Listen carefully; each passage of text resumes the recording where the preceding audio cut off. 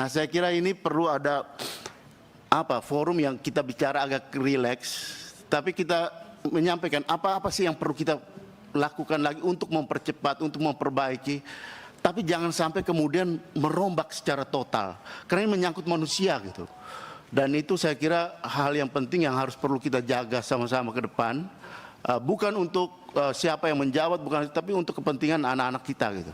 Nah, saya kira ini di luar apa yang ini, tapi saya kira bagian dari penjelasan yang tadi Pak Menteri sampaikan, dan apa yang kami dengar, apa yang kami rasakan, dan apa yang kami lihat di masyarakat yang berkaitan dengan pendidikan.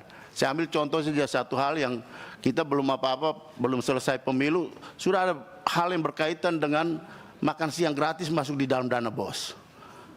Kan repot kita.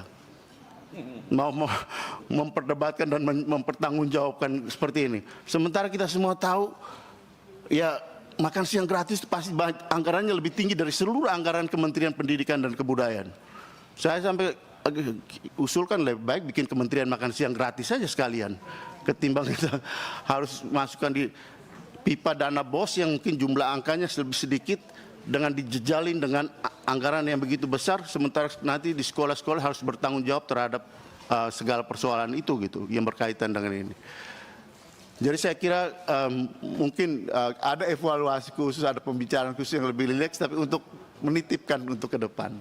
Saya kira terima kasih atas waktu dan kesempatan. Terima kasih. Download Tribun X sekarang, menghadirkan lokal menjadi Indonesia.